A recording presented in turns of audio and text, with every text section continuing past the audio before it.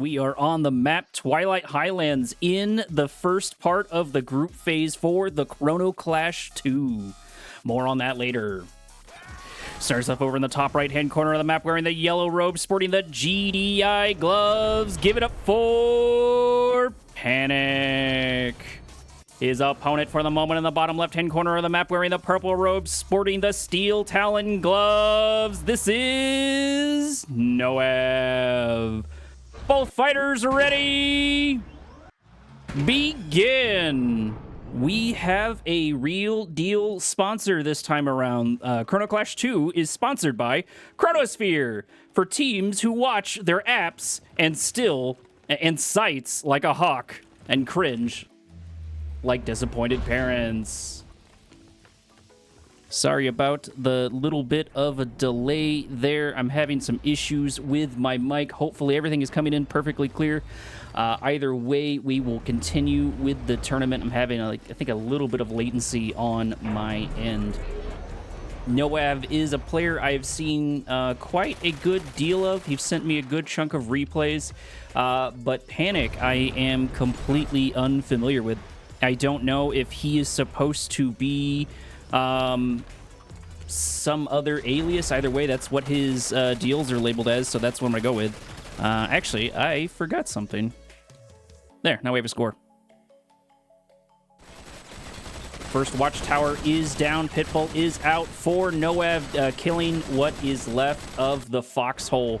Not wanting that scout to sit there for too long. I don't think I've been able to see GDI into sub-factions in quite some times, at least not in the IES. There hasn't been a crazy amount of mirror matches or even really matches involving the same faction, so I'm happy to see what happens. For those of you who do not know, we are on R23 for this one. It looks like Master Leaf did get another update pushed through in time for the Chronosphere. Pitbull moving their way across the map, taking a couple of pot shots at these rifleman squads, but not able to do too much. Watchtower is out, but Watchtower is low on power. Pitbull's moving their way in. If it looks like Purple's not careful here, he could end up in an unfortunate position. Looks like Panic's doing a good job of microing his Pitbulls in and out, getting a couple really good pot shots out almost for free. Real engagement has begun now as a single Pitbull does go down as Noev is taken out, and it looks like Panic, they're so far 1 for 1 on this Pitbull front, but the problem is that Panic has the advantage when it comes to this. He has defender's advantage, and of course he's actually microing just a little bit better. Hopefully you didn't hear that, but I cracked some caffeine in the background. Looks like first set of Titans are out. They are going to get targeted down. Pitbull should be able to do a good amount of damage to it, but not before getting taken out themselves. I take it back. Maybe they won't even take out one Titan. He's getting really close. There you go. He finally did get taken out, but that's for like 4 or 5 Pitbulls. Not sure how worth it that is, especially because as soon as one goes down, another 2 are there to replace it. Looks like we're grabbing our first little set of blue Tiberium over here by yellow. Panic grabbing that and protecting it with his Pitbulls. His opponent doing the same thing in the north. It looks like he may have already grabbed a load off at some point, but I missed that off screen. So far, traditional builds, we have a command post out with some AP ammo and airfield for Panic. Over on the opposite side, I don't think we have... we actually have pretty similar, but it looks like Noev is actually a little bit ahead of his opponent when it comes to this. Steam title still says Chrono. It should. Yeah, it should be the Chrono Clash. Is it not saying Chrono Clash 2?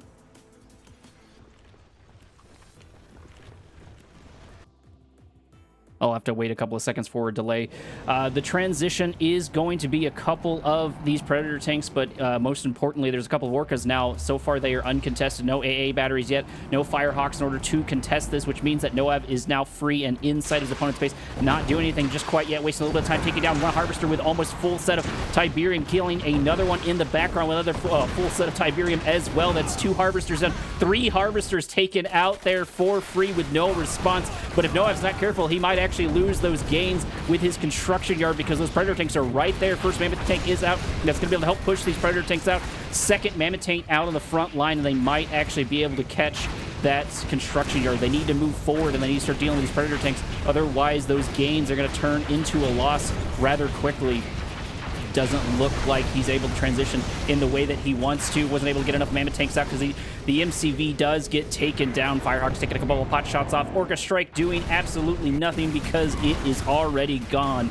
Titans moving across the southern section of the map, mopping up some of these pit bulls that have been abandoned and left here. Critical mistakes from both players. Construction yard down for Noev, and 3 harvesters at the very least down for Panic. Oh, does it?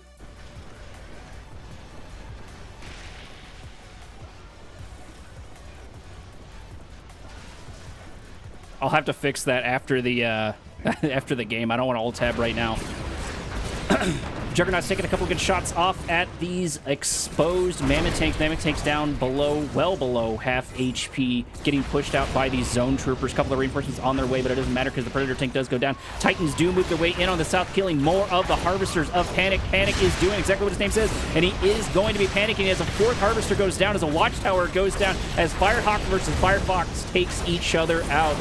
Juggernaut's going to do really nicely into these Titans, but Titans have already dealt their damage, and if they were not careful, it looks like Panic could have lost another Harvester right there.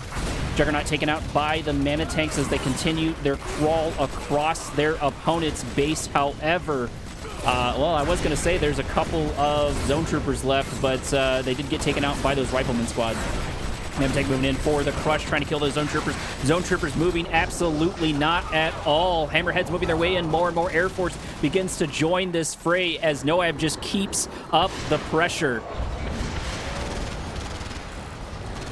AA battery is finally out here for the protection, but I think that is too little too late, as even the airfield of his opponent is being destroyed by this Orca that's just sitting here.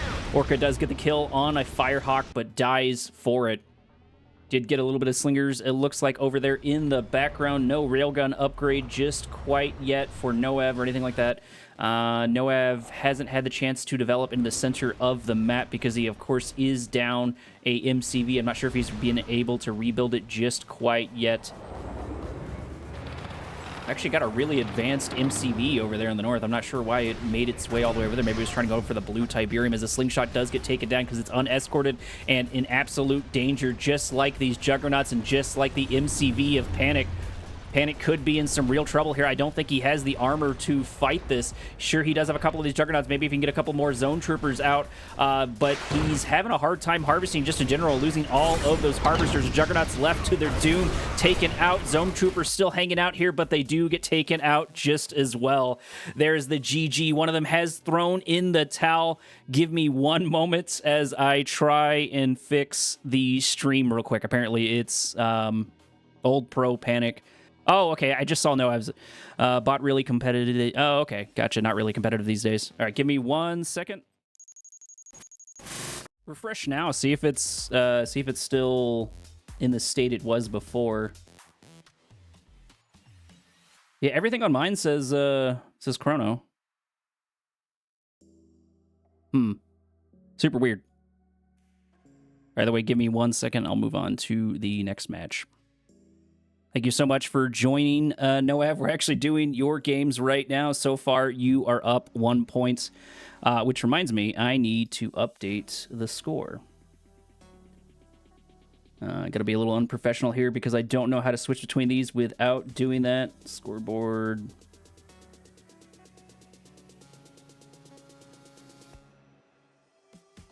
There we go. That should be updated.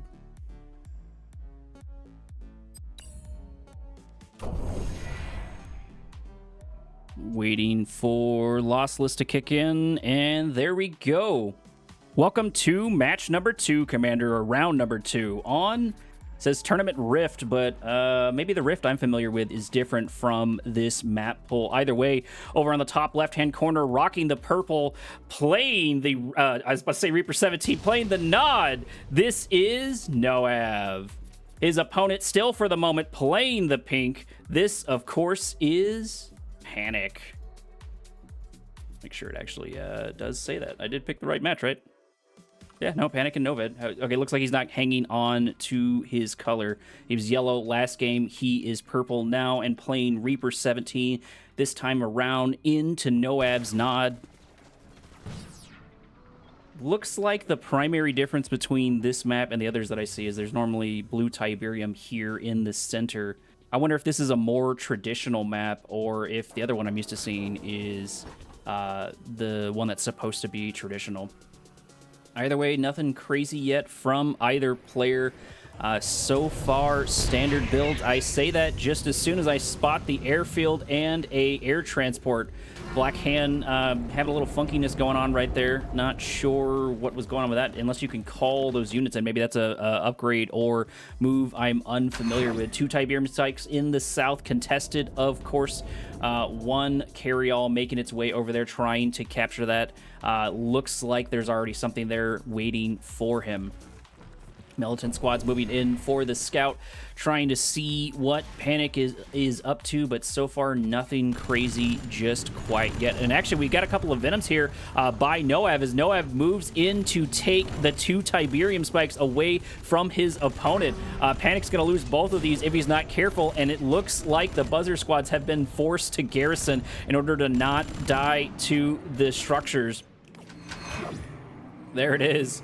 2 Tiberium Spikes for Noav. No response from Panic just quite yet. He doesn't have anything up really and going. Shardwalker is out. That's going to be able to help deal with these pesky Venoms where they need them, but I'm not sure how much the investment is going to be worth. I guess they're good in infantry as well.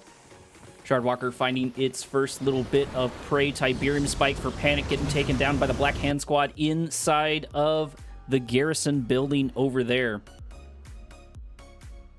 So far, both players have been rather anemic when it comes to their infrastructure.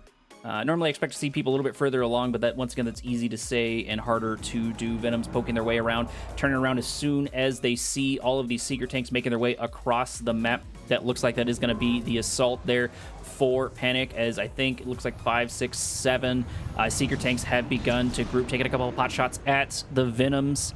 Nothing really to write home about. Defensive Scorpions are going to be out here on the front line. That can make a big difference as the Black Hand squad is uncontested inside of Panic's base, destroying the reactor. Buzzer squad is out, but it's too little too late. Black Hand squad's actually doing a good job on knocking out these Buzzer squads, but it's not enough. There's too many Buzzers for them to be taken out. Either way, they got a Tiberium Spike and they got themselves a reactor, so that is definitely not nothing. War Factory out on the front line here to deal with the Seeker tanks and the Shard Walkers. Scorpion tanks moving their way down south. Luckily, there is no refinery here yet for Noab to have to deal with this assault. He doesn't have to protect his harvesters. He just has to protect his base, which is at least a little bit beefier. First refinery is down for Panic on the right-hand side. He might be just ahead a little bit on the economy front. Shield generators out for the... looks like harvesters here. No shields yet for the Shard Walkers or the Seeker tanks, as a couple of units for Panic do get taken out on their retreat back to their base. No one grabbing blue Tiberium just quite yet. Scorpions taking a couple of really bad shots at the Buzzer squads. Just absolutely able to miss it. Those 2 Venoms have actually vetted Noab some decent use out of them. I didn't think he was going to be able to get too much done with it, but he was able to save 2 Tiberium Spikes, which have probably, at least the right one, has already made, should have already made its money back. The one on the left was never captured, so he did make his money back immediately. And most importantly, he denied that from his opponent, who seems to be slower at harvesting everything over here. Maybe his units are... No, they're still harvesting. I thought they were stuck. Devourer tanks out for Panic. He is ready to go. Looks like we need to get our first little bit of shield out and going. Venom in an unfortunate spot. If he does not... Oh, he just barely manages to make it out. Noav does finally make his way to the center of the map to try to grab that blue Tiberium, but the Seeker tanks have to push him out, but that's okay, because the Scorpion tanks are here to push out the Seeker tanks. Things are not looking good for Panic right now. He does not have the forces to fight these Seeker tanks. Of course, he does have a couple of Devourer tanks, and I think they are almost all charged up. That can definitely turn the battle if he can get the appropriate concave in, but he needs to send the Seeker tanks in front of them so they can absorb some of these shots. But the range might be here for the Devour tanks as they kill 2 of the Scorpions of Noev. Noev also needs to be just a little bit careful here because his Scorpion tanks are all over the place, although I don't think Panic has the forces to contest him too much. Shardwalker did die at some point, so there's nothing really to contest except for the Seeker tanks. Seeker tanks do finally get a kill. That is one of the nicer things about the Skrin factions, is that they can look up, is that they can shoot up. Hey, look, another bot. It was going to happen. I knew it was going to happen. Let's see if I can pull out my phone and ban it. Seeker tanks moving their way in while I'm trying to ban a bot on Twitch. I don't think Panic wants this fight. This does not look advantageous for him. Maybe he doesn't know how many units that Noev has. But either way, he's definitely outnumbered here, and he's going to run into some problems. MCV making its way over to the secondary natural expansion of his opponent. Actually, no, the only secondary natural expansion, a contested one. That's what's different here. I knew I was seeing something that was just a little bit different, and that does appear to be the case. Blue Tiberium in the south, green Tiberium in the north. Nobody wanting to really engage just quite yet. Scorpion tanks moving their way over into this contested territory. They're going to need that if they're going to start chewing through their resources.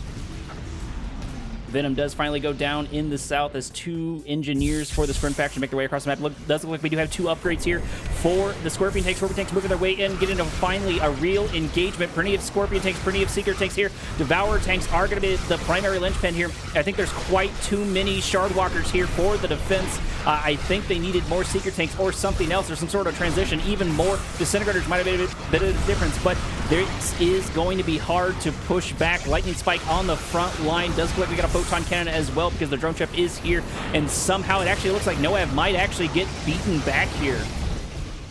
I thought he had that one in the bag. He's got both upgrades. He's got the Dozer upgrade. He's got the laser upgrade, but somehow it looks like his opponent was able to steamroll right through him.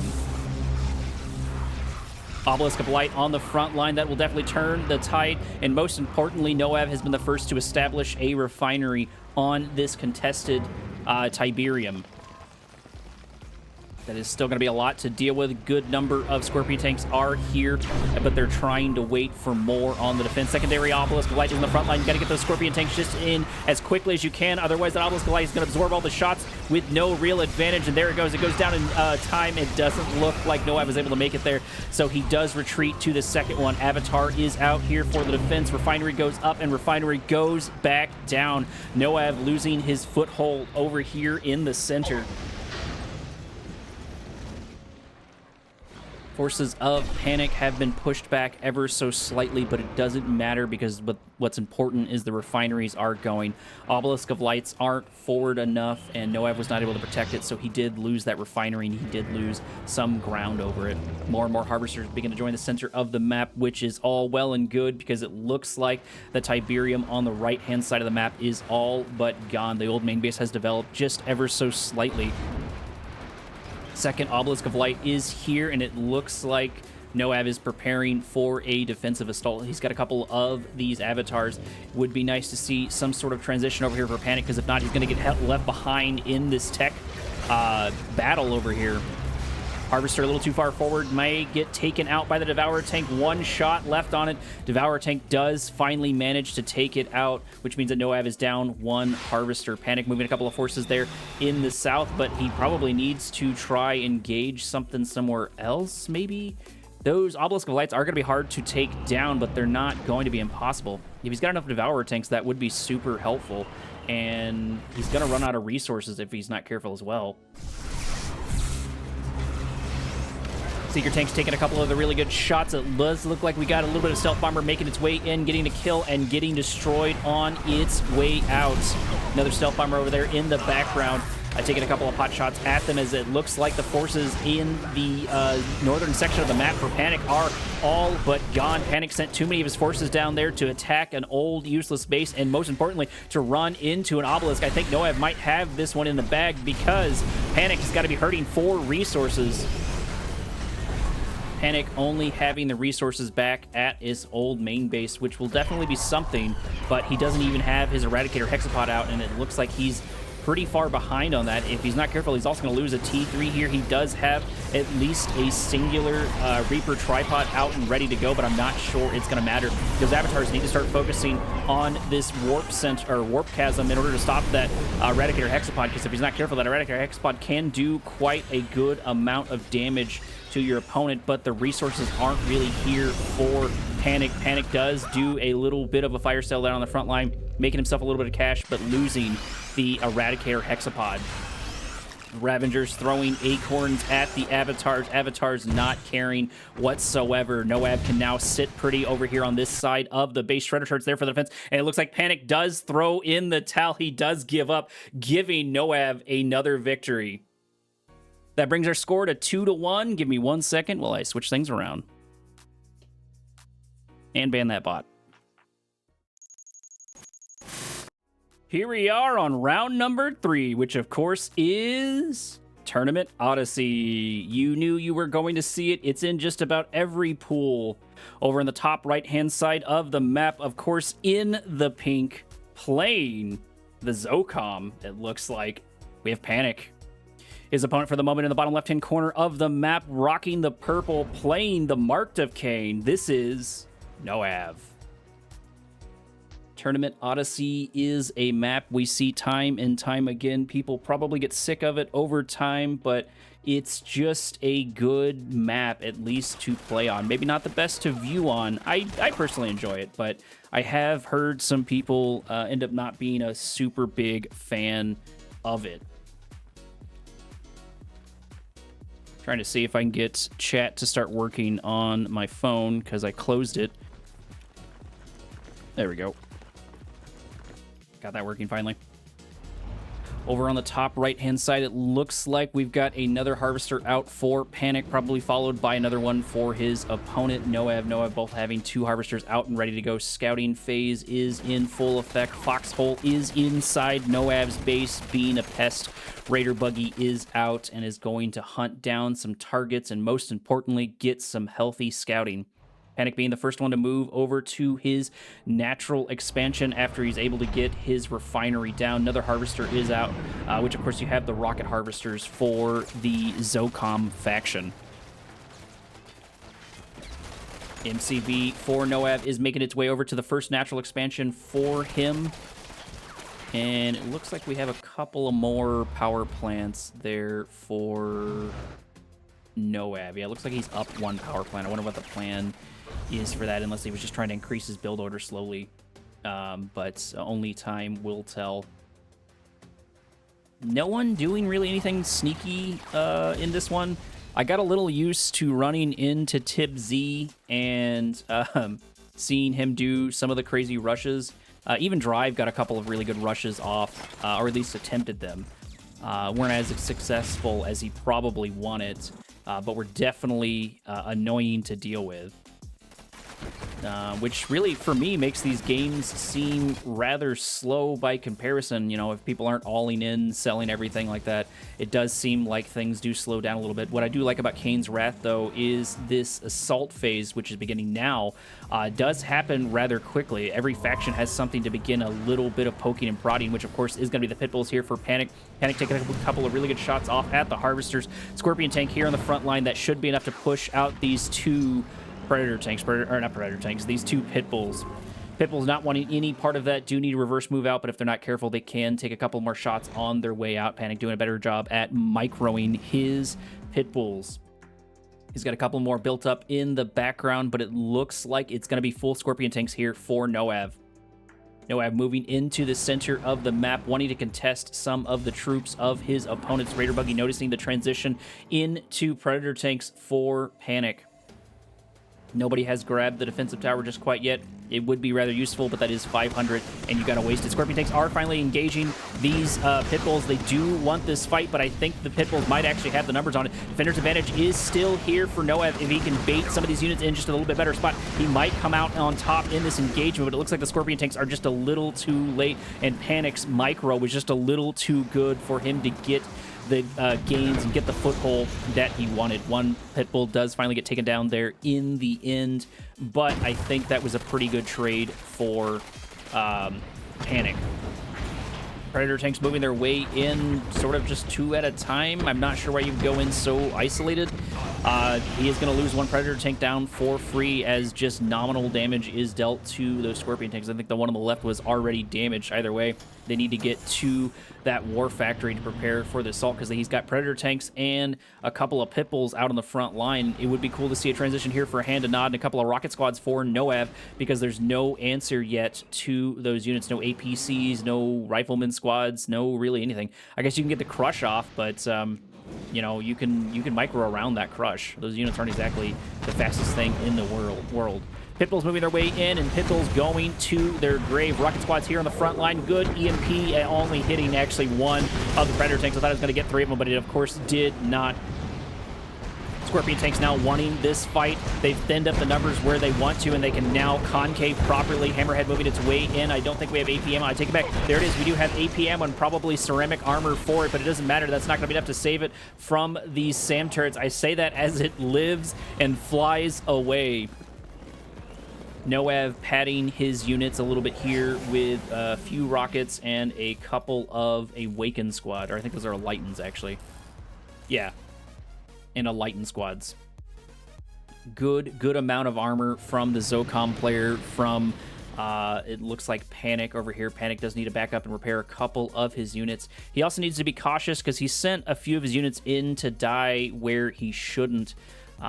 Needs to get a little bit more scouting done in order to know what he is up against. 2 disruption towers there, 1 on the main base and 1 on the old base. Good EMP hitting 3 of these Predator tanks, which means they're going to be left behind to their doom and destroyed for free. Panic cannot afford to continue to make these mistakes. He's going to be in danger if it continues to happen. Second Predator tank does go down. Third one is close to it, and losing those units is going to be expensive in this mid-section of the game. Hammerhead's over on the right-hand side, making their way across the map, looking for some sort of target, but not able to find much. If they were in the right time, or the right position at the right time, they could have gotten a couple of the Scorpion tanks mopped up because the rocket squads were nowhere near it. SAM turrets taking a couple more shots at those ceramic armored Hammerheads. Oh, I thought that was a stealth bomber. It was not. It looks like Mass Hammerhead is going to be the name of the game for the Zocom player. That's not going to be a bad idea if they can stay away from these SAM turrets. So they've taken out all of the rocket squads, and now they have free reign on all of these Scorpion tanks as more and more reinforcements make their way over there. And I take that back. Actually, there is a stealth tank over here for the defense pushing out these Hammerheads. Hammerheads were almost in a really good position, but just were not able to cut it. It looks like 2 air factories are going to be the play here for Panic. Panic also being the first to develop his natural expansion, and quite well, I'd say. It's almost fully stocked. I think he just needs 1 more Harvester. Oh, there it is right there. And there is the 5th Harvesters. Hammerhead's still uncontested so far as the stealth tanks move their way in, pushing these units out.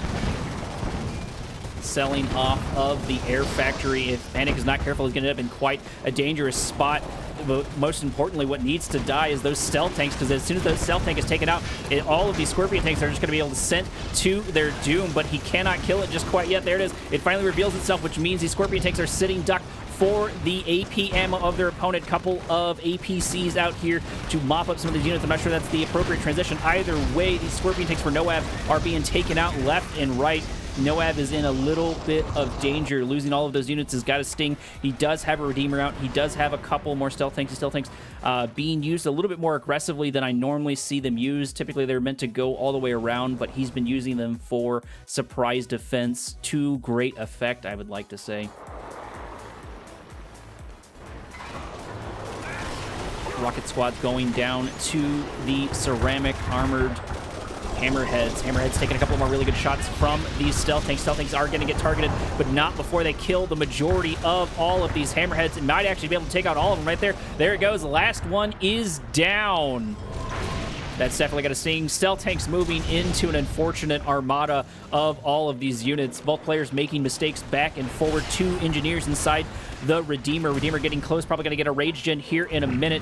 There it is. There's the Rage Gen. Panic sensing it is going to back out, but not in time, I don't think. He's still going to take a couple of shots at his own units, but he was able to save the majority of them. APC and Predator Tank getting caught by the EMP, slowly destroyed.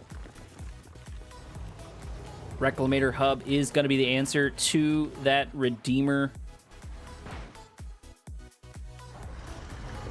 Noab probably needs to step up his game when it comes to the economy. I think his opponent's slightly ahead of him. I really need one of those fancy tools like Cybert's got at some point so I can see what people are actually making. But at least judging off of the Tiberium, they have that. Although I think that both players have made decent mistakes back and forward. Panic losing a good chunk of Hammerheads. He has replaced a number of them, but they haven't been proving effective probably in the way he wants, especially if he keeps sending them to his doom like that, running into those SAM turrets. There's just too many SAM turrets to deal with all of those Hammerheads.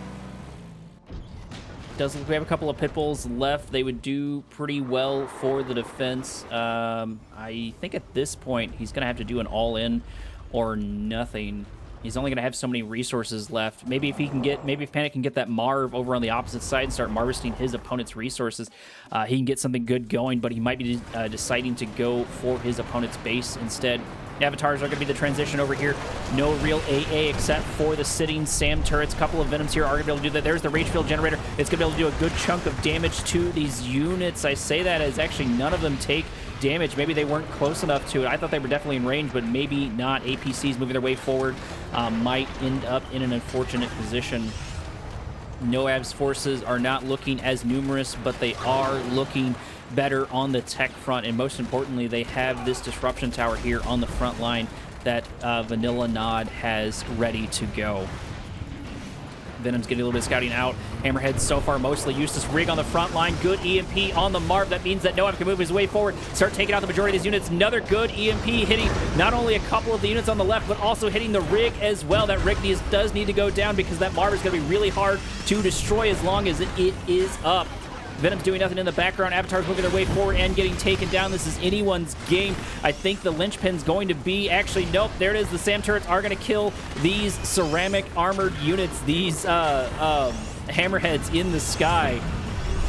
Panic being pushed back into his base. Rage Gen popping off, but not able to catch really anything. Looks like the only thing that's really left is Pitbull's good EMP. They're catching the Marv. Marv is now in danger. Marv is now at half HP. Hammerhead's moving their way in. It doesn't look like we did get the upgrade for the Pitbulls as they have them mortared, and they are going to be able to hit some of these targets, which are kind of sitting ducks. Noab does change his attention to the Pitbulls, saving the majority of his units because they are stationary. They're a little bit slower. Marv moving its way in, trying to get maybe a crush here or something, but no, he does stop there at the end. Panic does lose his Marv, and probably the game here is Noab should be able to walk uncontestedly into his opponent's base. There is the GG. Looks like Noab got a 3-0 victory in that one. It doesn't look like my scoreboard updated correctly, but either way, we're moving on to the next one, Commander. We are moving on to the next match. I will update the scoreboard here in 1 second. We are now back on Tournament Highlands. Over in the top right-hand sector of the map, playing the orange. This is Underworld Fox. He's, of course, sticking to his black hand, his opponent for the moment. Also playing purple, making things a little bit confusing from last game. This is Wildcom. And let's update that guy.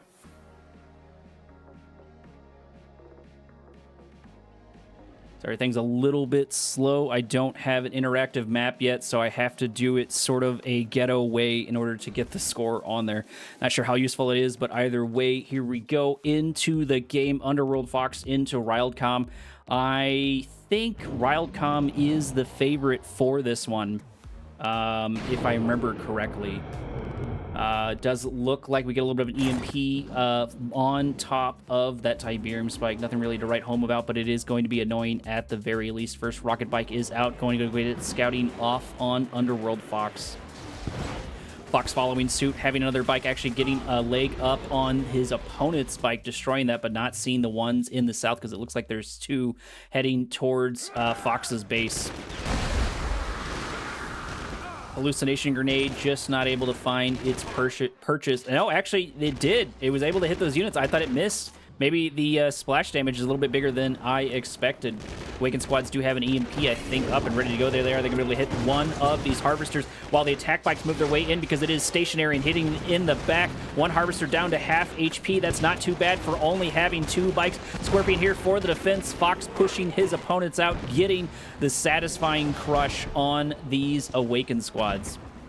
Bike still taking a couple of good pot shots off of that harvester. Harvester did not go down, but it was delayed from getting its resources, which is going to slow down Fox ever so slightly. Sorry if anyone's saying anything in chat. I don't know if my bot is alerting me appropriately. I misclicked it off of OBS. Awakened squad still here. Is finally going to get crushed there by Fox. Fox moving into his opponent's base just as well. Nothing unusual so far from either one of these players, actually. Black Hand into Marked of Kane. I would have expected some sort of cheekiness early on. Neither one of them really went Bike Rush, Bike and Buggy. Neither one of them really went Flame Tanks or anything like that. They do have a couple of Bike and Buggies up in the mid-game, but nothing real major just quite yet. One Scorpion tank here for Fox. He probably popped that out for the defense. It could be useful, but it's going to have a hard time keeping up with Wildcom's forces. Wildcom grouping in the south, looking for that exposed underbelly, maybe expecting that Fox is not too far behind on the expansion upgrade, but he is just a little bit. Thinking better regrouping in the center, still not getting an engagement just quite yet, although a fight this early could spell doom for either player if not played correctly.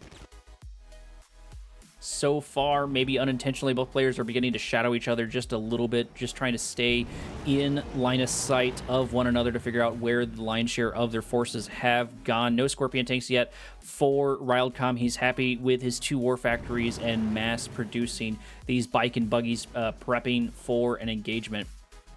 And he's probably got more build power right now than Fox. No, I take it back. Fox does have 2 war factories up and ready to go. Real assault has begun, though, in the center, as it looks like this could still go either way. I don't think there's really any focus fire as Fox just sort of steamrolls through his opponent. Fox just steamrolls through Wildcom, but he is going to suffer for it as he's in the middle of all of this, which means that all of Wildcom's forces can get a really good concave off while Fox wasn't able to get really any focusing. And I think Wildcom had the advantage in numbers as well. So poor engagement there for Fox, unfortunately.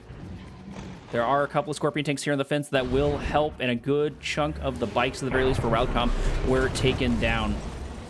Shredder turret here for the defense as well. Scorpion tanks moving in just quite in time, killing a couple of these Raider buggies and pushing out those rocket bikes. Fox able to turn it around, get some of those losses into gains, killing some of his opponent's units, which are definitely going to be useful, but the real question is going to be what Wildcom is going to transition into. It looks like his economy is doing quite well. No, maybe Fox is actually up, because I only see 2 harvesters here, and I think Fox had 4 in the south. Fox being the first to go grab his blue Tiberium in the south, supported by those Scorpion tanks. I really want to know what the... It looks like there is no transition here for Wildcom. He's just happy to play with these Bike and Buggies, which I guess could work if he's got enough of them into the Scorpion tanks. The Scorpion tanks are going to be hard to deal with. He does have a couple of his own, 3 out on the front line, that could even up things here, but a good chunk of these units are going to get taken out almost for free. Wildcom not really caring about the losses, is going to move into the north, start dealing with some of the attack bikes of Underworld Fox. And that leaves them free if they want to take out that Tiberium spike. Fox not sure what to do with his Scorpion tanks. It's going to be hard to keep up with the faster moving units with the Bike and Buggy of Wildcom, so he's got to stay on his toes. We do have a Secret Shrine with an upgrade on its way out. A couple of Scorpion tanks now here, ready to meet Fox's forces. Fox building up a good number of these Scorpion tanks, prepping for his battle as well, actually getting a Flame tank out and ready to go as well. Hopefully that goes to the north or to the south. I'm not sure what its goal is because there's not going to be a lot of man spam to run into Fanatics here for the Scout. Fanatics looking for something to chew on as Fox moves his way into the center of the map.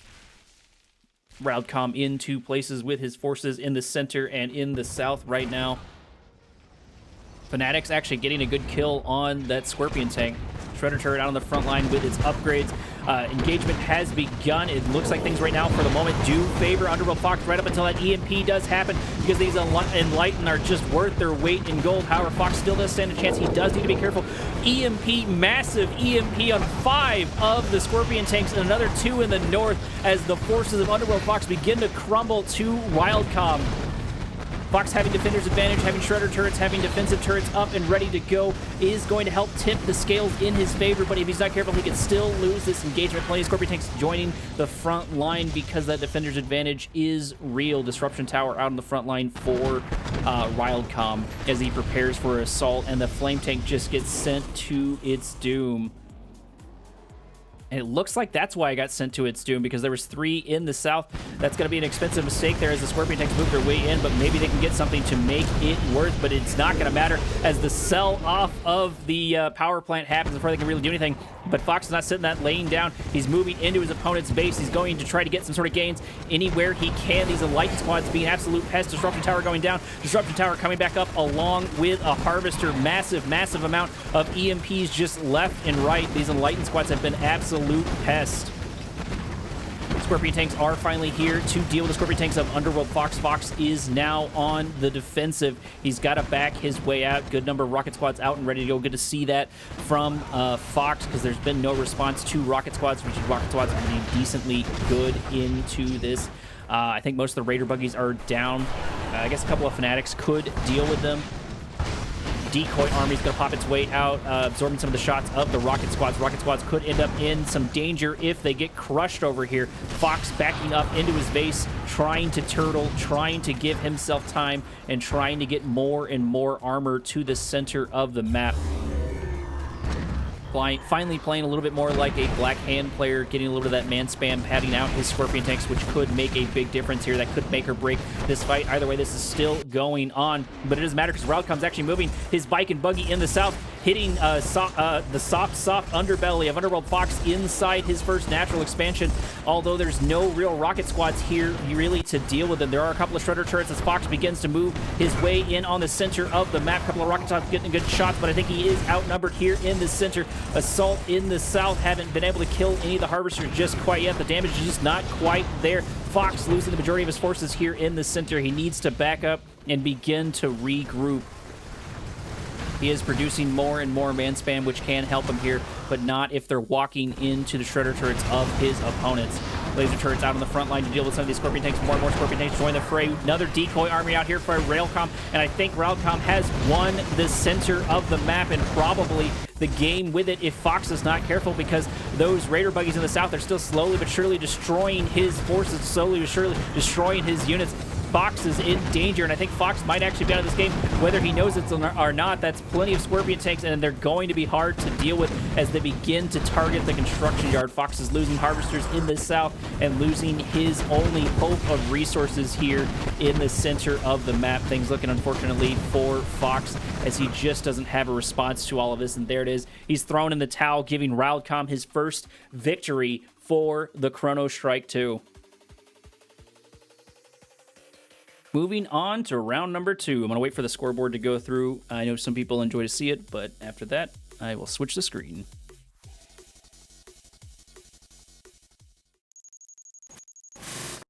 We've moved on to Tournament Odyssey. Over in the top right-hand corner of the map, still playing the orange, still playing the black hand. This is Fox. His opponent still for the moment over in the bottom left-hand corner, making his first change for this game, is playing the Steel Talons, rocking the purple robes. This is Railcom. Barracks is out. Barracks gets sold. Rifleman squad's gonna start moving their way across the map. Fox producing actually a healthy amount of rocket squads, maybe trying to get a little bit of a rush off here. We'll get to see in a moment. The important part's gonna be dealing with these rifleman squads, or hopefully avoiding them entirely. Secret Shrine is out, selling off of the Hand of Nod, which means there's a couple more forces here to help escort these rocket squads. Rocket squads moving into the north directly into the path of Wildcom's rifleman squads. Rifleman squads on their attack ground move as Fox makes his way, almost beelining it directly for Wildcom. Professor's moving their way in, getting a couple of really good shots off on the rifleman squads, taking down one squad, leaving, I think, 2 or 3 left. It's hard to see if there's one mixed in there or not. But that means that Wildcom knows that it is on its way, that those rocket squads are on its way. So he's tipped his hand just a little bit. It would have been nice to see maybe one of those Cabal Professor squads moving a little bit forward for a scout. But we did not get that. No one's decided to grab their natural expansions just quite yet. Probably a little too early for that in the game. Rocket Squad making their way over to the main base of Wildcom. Wildcom just needs to get a couple of turrets up, but actually he's decided to get the MRTs and put some rifleman squads in it. That'll work just as fine as they repair each other and begin to take a couple of really good shots off at their opponent. Wolverine's going to help with that mess as well, and this assault should be stalled pretty hard over here. Rifleman squad's actually moving in, getting picked off over here by Fox, but I think they might have been bait as the MRTs move their way in to kill these units. But actually, the rocket squads may be enough to deal with the MRTs, but they're going to have a hard time dealing with the Wolverines. One does get taken down to our left. Fox getting some good shots off on with those rocket squads. Another Wolverine does get taken down. Another Wolverine does get destroyed, killing a third one. Only one MRT is left, and it should go down to this assault. But Defender's Advantage is in full effect here for Wildcom as he sends yet another Wolverine in. Fox still able to get a couple of really good kills off with just those handful of units. MRT's getting a couple of repairs off, doing a bit of skirmishing back and forward. Wolverine backing its way out, but this MRT is now left by itself and is in danger. Fox having an operations center up and ready to go. Might get a flame tank or something cheeky here in a minute. Only time will tell. That looks like that MRT did get taken down. Wildcom losing that is going to hurt him. Wildcom is the first to develop his natural expansion. Fox a little bit behind, maybe focusing on this sort of weird tactic. He does have a flame tank out and ready to go. Operations center is still out and about, so maybe he's building another flame tank as well, having 2 out and about to go. Wolverine's making it way over to the Tiberium Spike for the defense as they need to kill these rocket squads. Rocket squads do finally go down as this assault may be finally ended. Wildcom had to spend so many resources into just stopping these units. I think Fox did come out on top in that engagement, sort of in general. If MRT's not careful, it may actually get taken down here by that remaining Black Hand, just barely able to survive. That healing probably making the difference. I don't know why my map says there's a purple dot here. Super weird.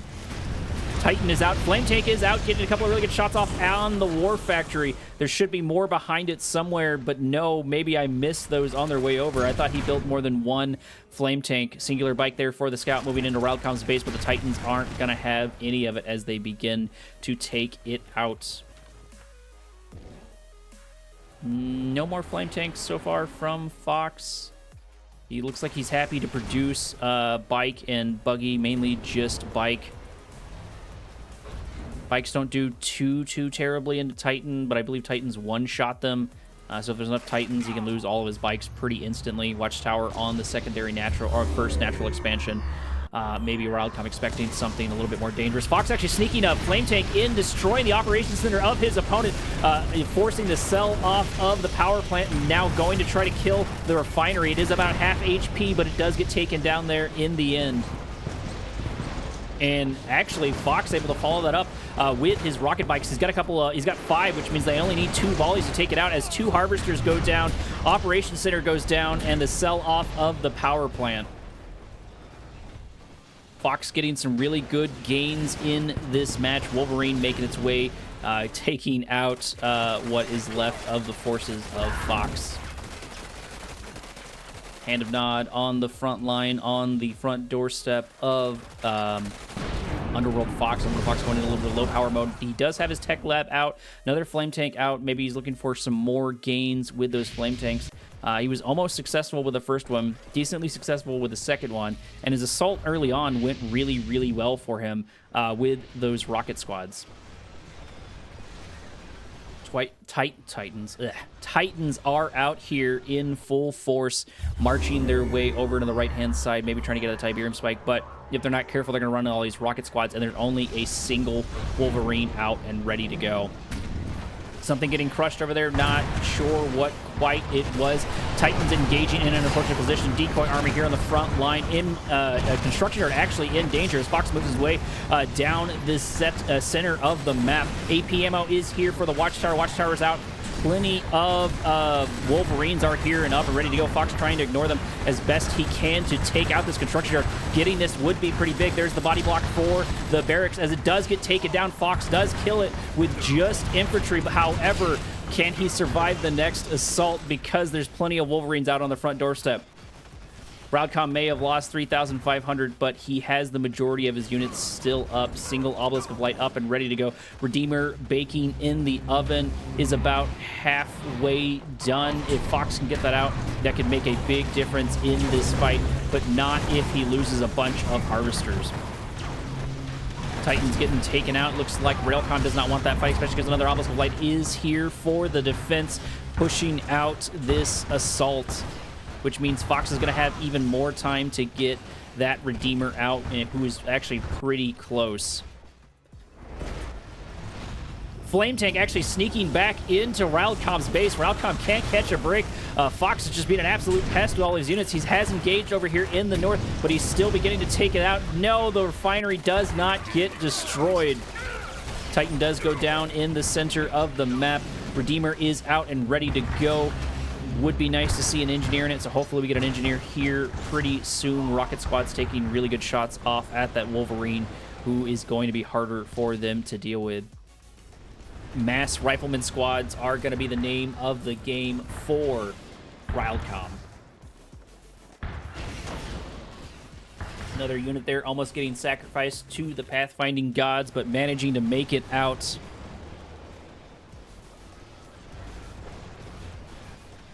Should get a decent assault here in a moment, but not if Fox misses it. Although Fox could have enough production to turn around and fight this. He's going to have to do something with Railcom. He should see the forces coming his way. Maybe he gets a chance to turn around some of it. Either way, his Redeemer's down in the south, which is going to be unfortunate for him, but there are a good chunk of rocket squads here, which can start dealing with these Titans. The problem's going to be dealing with the MRTs and dealing with these Rifleman squads. They're going to have a little bit of an issue to deal with it, but if they can kill a bunch of these Titans, it could make a massive dent in it. Fox is losing Harvesters over time. He does still have time to turn around, and he has begun his assault over here in the south. It looks like a couple of sell-off has happened over here as the Redeemer is uncontested, moving its way into Railcom's base. Railcom is doing the same to his opponent, is turned into a full-blown base race. War Factory does go down, followed by the Refinery. Fox is also in trouble over here, but he's doing significantly better than Railcom. Watchtower destroyed, and Fox is going for the jugular. Fox is going for Railcom. That secondary natural expansion is going to be in danger if Railcom is not careful, as the second construction yard does get targeted. Already down to half HP. Repair is here, but I'm not sure it's going to be enough because there's plenty of units here to deal all of this damage as it's less than half HP. And there it is. Fox warned me about. Fox actually disconnected right there in the middle of the tournament. He was so close to winning one on Railcom. I'm not sure whether to count that as Railcom's victory or not, but I don't have a scoreboard for poor internet connection. I'm sorry, Fox. I'm going to leave the score at 0-1 for now, and then I'll look into the tournament when I publish the video on YouTube and figure out where that victory is supposed to lie. Either way, we're moving on to the next one, Commander. Give me one moment. Match number 3 takes place on Tournament Airstrip. Over in the top left-hand corner of the map, playing the purple, this is Wildcom. And he's gone back to, he switched to GDI off of Steel Talons from the last round. The unfortunate player over here on the top right-hand corner, still playing the orange, playing the black hand. This is Fox. Hopefully Fox will fare a little bit better internet-wise. That has got to sting. He got so close to defeating Wildcom there. I'm not sure Wildcom was really going to be able to do anything at all because of all of the forces that Fox had. And I think he just made too many mistakes over time and never really got a decent transition to the Black Hand squads. Well, not necessarily the Black Hand squads, to Black Hand's infantry. Mainly all of those militants and rockets. Fox looks like he's playing a little bit normal. No Hand of Nod. Still here to put a couple of rocket squads out on the front line. Probably best to not do that because this map is a little bit longer than the last one. Do have our first pit bull out for Wildcom as it makes its way across the map. It's going to run into the Cabal Kefezer squads, which I think the Cabal Kefezer squads actually do really well into the pit bull, because the pit bull can't really deal too much damage to them usually, but they do start out pretty low.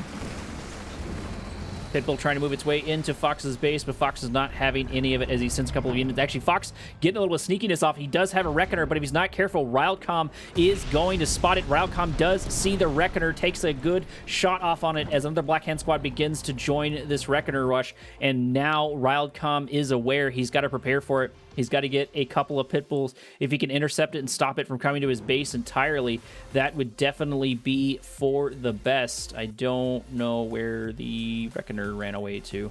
Did he go back in the base? Is that it? No. I have no clue. There it is. There's the Reckoner. I missed him in the north. Orange is pretty hard to see. Pitbull does spot it. Black Hand squads do pop their way out as he does do a little bit of a reverse move, but there's a Pitbull in the background destroying what little HP the Reckoner does have in an undeployed mode. Wildcom doing a very good job of not only scouting his opponent, but stopping that Reckoner rush. Reckoner does get deployed, which means it is now stuck there. Black Hand squads have nothing really to do. His opponent, that is definitely going to be ready for it. Fox really needed that rush, especially after how the last round ended.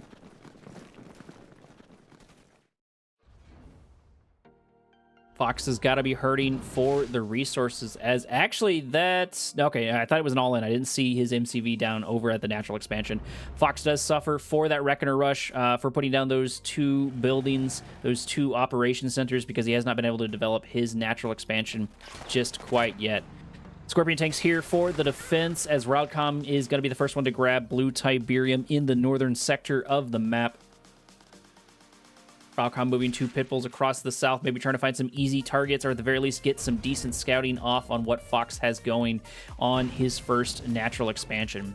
Scorpion tank's going to move their way to the center of the map, maybe trying to protect that Blue Tiberium, but it won't matter if these pit bulls get a free kill out on a harvester.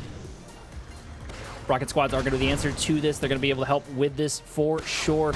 If they're not careful, though, they can run into those rifleman squads, but the answer is here with the Raider buggy.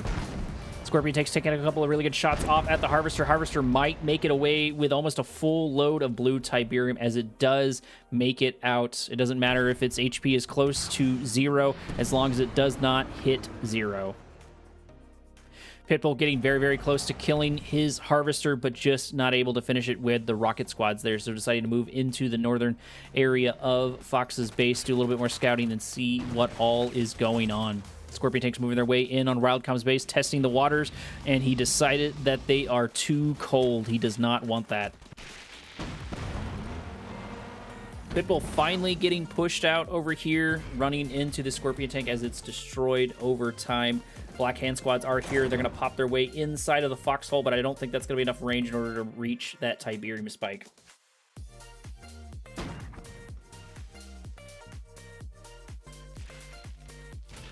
One second, I was drinking. Looks like 4 Scorpion tanks are all Fox has for the moment. I guess he's really got to be hurting on these resources, because the base for Wildcom is developed. quite significantly. 2 airfields out and ready to go. Scouting orcas are going to pop their way over, and hammerheads are going to kill those garrison units. Looks like hammerheads have a couple of these grenade squads in it to flush out some of these units. Railcom protecting the center of the map. Harvester getting taken down. Fox not paying attention to his micro and macro, losing a Harvester for free. Unfortunate. Hammerheads do have their AP ammo, and I think only one of them has a unit in it, which is this grenade squad. Yeah, that does appear to be the case. Either way, those can do a good chunk of damage, especially to the infantry. Reckoner finally getting targeted as the Predator tanks moving their way in, but they are going to have to contest with the Scorpion tanks. They've wasted a good chunk of their shots, which means the Scorpion tanks have a bit of an advantage, especially with that War Factory there on the front line.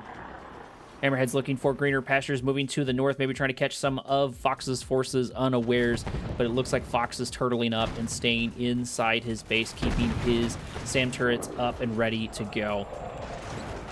SAM turrets taking a couple of really good shots off at these hammerheads. It looks like Mantis is in the right place at the right time, but Fox might actually lose his tech lab. That's going to be extremely unfortunate. There it goes. There was enough hammerheads to take it out, as the hammerheads do take some losses, but not enough to make it no longer worth destroying that T3. Fox just not able to find the footing that he needs. Probably a bit upset about how the last game went. That should have been his victory. So that's extremely unfortunate for him.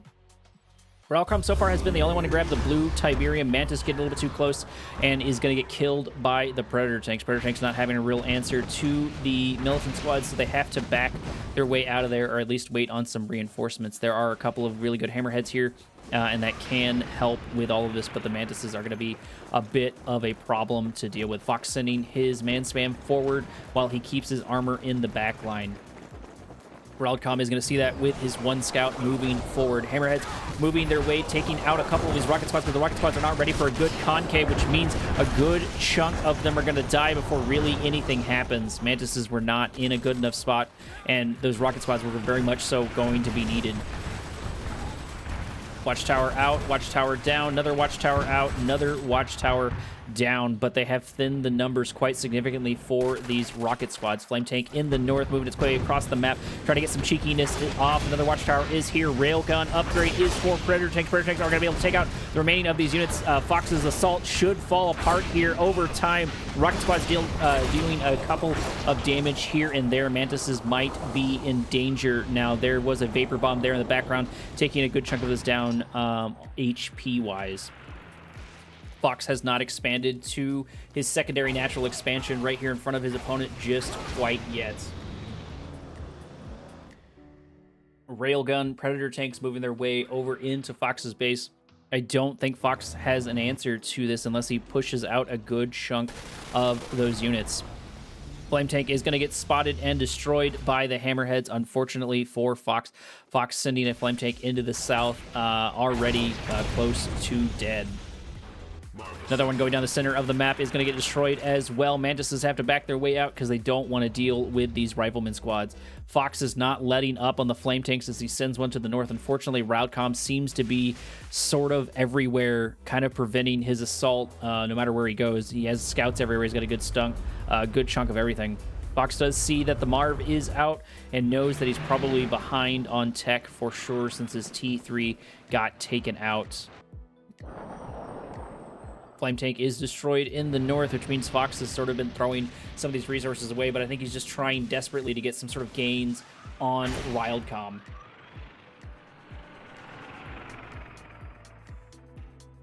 Mantis is not able to do too much on their side. Marv trying to harvest some of the resources of Fox. Looks like the man spam is going to be enough to push it out, but the tanks should return here rather quickly. Mantis is moving their way in. They're in a better position to deal with these units as they actually get one-tapped by a couple of units making their way down. It looks like there was a couple of Predator tanks in the south to mop up some of those kills. Rifleman squad, or rocket squads, I should say, taking the Marv down to half HP, but it doesn't matter. Marv does not have an engineer in it, which means it's going to stay at half HP, but I don't think Railcom cares.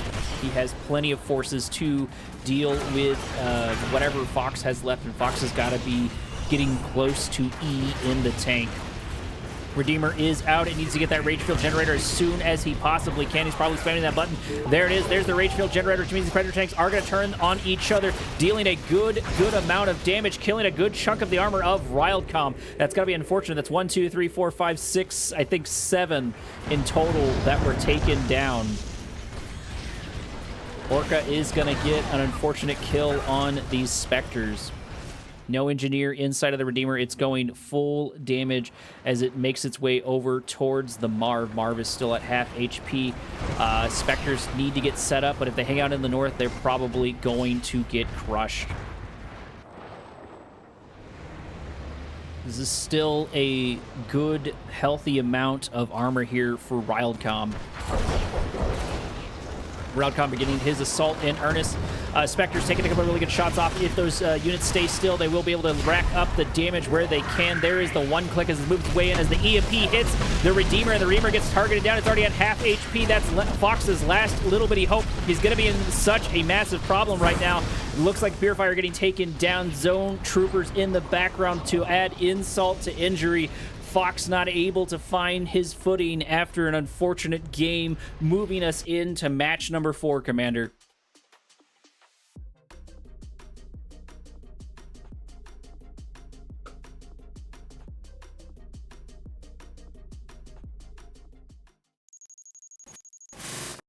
Here we are on Hampstead Gardens.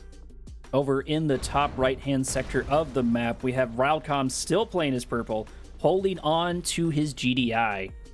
His opponent is still Underworld Fox over in the bottom left-hand corner of the map, rocking the orange, hanging on to the black hand. Fox is going to have to step his game up just a little bit. From what I understand from reading through the tournament, it looks like we're doing some sort of elimination bracket. Each group has 8 players, and whenever they fight and lose, they're knocked out. And then the top 2 players of each group go on to quarterfinals, semifinals, however many we have. I don't know if we have 3 groups yet. I know if everybody finishes their games quickly enough, they can pop their way back into the tournament. If, like I said, if everyone finishes their games quickly on time, because there's a deadline to run for this tournament.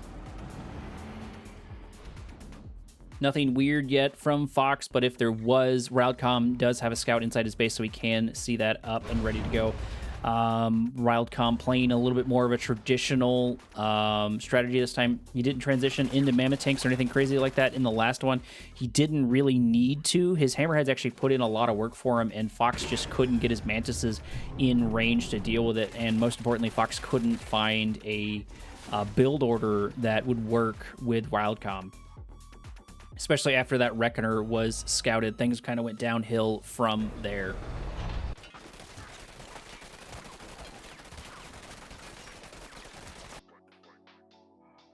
I don't know if anyone is still in chat, but let me know if the title actually updated. I think I had a typo in it before, but I republished it twice, so it should update now. If not, I'll just deal with it. I think I can relabel it retroactively.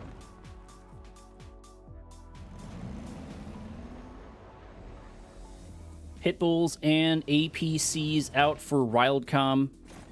Still rocking a more traditional strategy, not really needing to lean on any of the rushes. Not that I think that rush makes it a particular one. It's all fine, just enjoying the cast. Fair enough, man. Scorpion tanks here for the defense. That's going to be good into this smaller, faster moving force if they can keep up with the Pitbulls. Looks like Fox is just going to be a pest, taking a couple of acorns and throwing them at the MCV of his opponent, dealing next to no damage. Pitbulls able to find maybe actually a purchase here, might be able to get a singular Scorpion tank, but they do not have enough volleys just quite yet. Try to turn it on the front line. Mine drop did get deployed. If Fox is not careful, yep, there it is. It's going to run right into it, taking every single one to base and reverse moving into them as well. That extremely unfortunate Scorpion tank. Bad day to be a Scorpion tank. I guess bad day to be a mine, too. Fox does have a good number of Scorpion tanks here for the defense, but they are going down rather quickly. Having 5 pit bulls is going to be something to deal with, and pit bulls can start taking a couple of really good shots off on the Harvester. Harvester may actually get taken down. Routcom needs to get his mileage out of these because I think he's lost these units. I'm not sure they're going to be able to make it their way out. Either way, they did kill one Harvester and did get a really good shot off on that Scorpion tank, with, of course, the mines finishing it up. Raider buggy moving its way into the south. Still, Routcom not really caring to deal with that. He knows it's just there for the scout. He knows it's only going to be able to do so much. Natural expansion developing quite handily for both players. Plenty of harvesters out and ready to go. Orange is really hard to see. I don't know if I'm the only one that has a hard time seeing orange. Looks like 3-4 harvesters inside there. 1, 2, 3, 4. So there, 5. There you go. Looks like Fox is just a little bit behind on the harvester front. Operations Center is out, which means Fox is probably going to be able to be producing some of these flame tanks. He does tend to favor those. Granted, he's been able to use them to great effect, but just not into Wildcom. I think in this sort of like unofficial, official rankings for the Kane's Wrath community, like in the Discord, I don't know how official those rankings are, but I think Wildcom is a little bit above Fox in that, which makes Fox the underworld underdog, funny enough. Predator tanks are here for the transition for Wildcom, along with, actually, I missed this, 3 airfields. He is extremely serious about air superiority, and he's not even playing Zocom. AP ammo inside of those units, and it looks like those tanks were able to bait as the as all of these hammerheads move their way in, taking death and taking shots left and right, destroying a good chunk of these units, focusing on the Raider buggies, which are the only thing that can shoot them, because as soon as those are down, that means that these other units are sitting ducks. And of course, here it is as Hammerhead destroys these targets that can't shoot up because Scorpion tanks can't shoot up. Sam Turret out on the front line is going to push out this assault, but not before Fox loses a good chunk of his units. Another Raider buggy getting taken down. Hammerhead's moving to the other side of the base, going for softer targets, going for the power plants, trying to put his opponent down in the low power mode, focusing on the tech lab. That's going to be the second tech lab he's lost to that strategy. Mantis is here, but he's not here in time because the damage is already dealt. Hammerhead's turning around to do insult into injury, taking a couple of really good shots off on the operations center, but not wanting to stick around.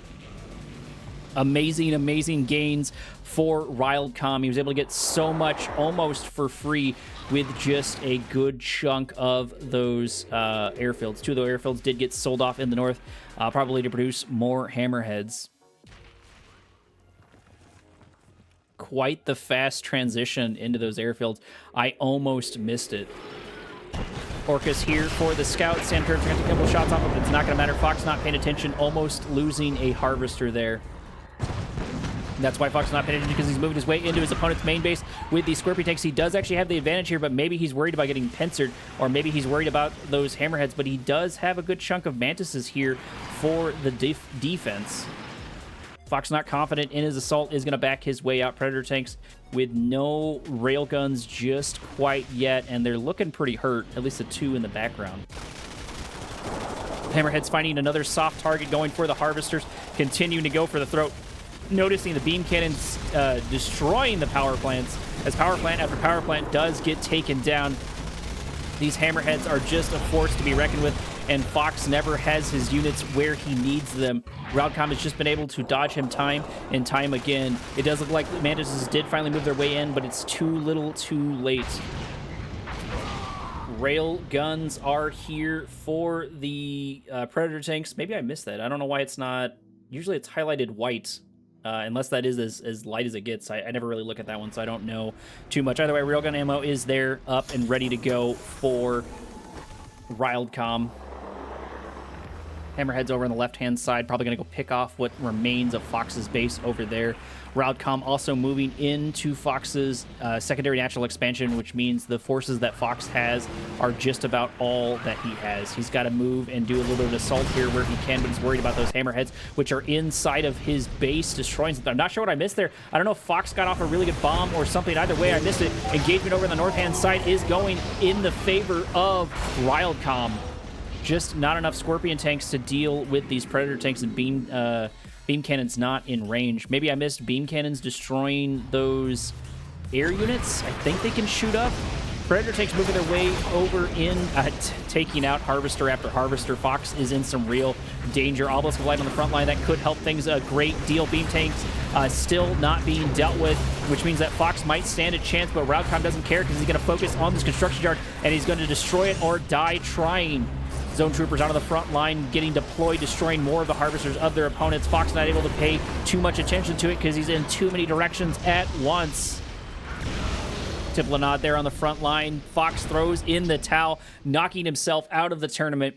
We won't see him again unless we get that lower bracket, unless everybody finishes their games quickly. I believe so far that is Panic and Underworld Fox knocked out of the Chrono Clash. Here we are in match number 3, round 1, on the map, Tournament Highlands. Over here in the top right-hand side of the map, rocking the pink, playing the Traveler 59, this is Terracotta.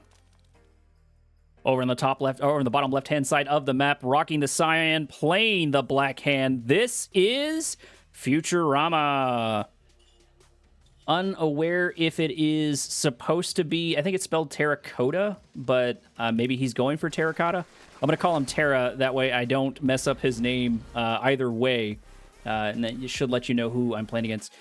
First game for Futurama in the Chrono Strike 2, or Chrono Clash 2. I don't know why I keep calling it Strike. In the Chrono Clash 2. So this will be interesting to see. I don't know who Terracotta is. Name and scores are wrong. Oh, appreciate it.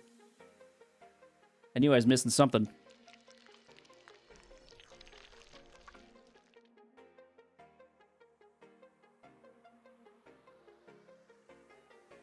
There we go. I'm having to do this just a little bit ghetto and do it by hand. Sorry about that. There we go. Now we're correct. Futurama and Terracotta. Looks like Futurama still so far is opting for a more traditional build. Traveler 59, Terracotta, once again being a player I'm really, really not familiar with. Soon your scoreboard worries. Well, I hope so. I hope so. I was listening to Double Evil, and it sounded like he was getting pretty close to it.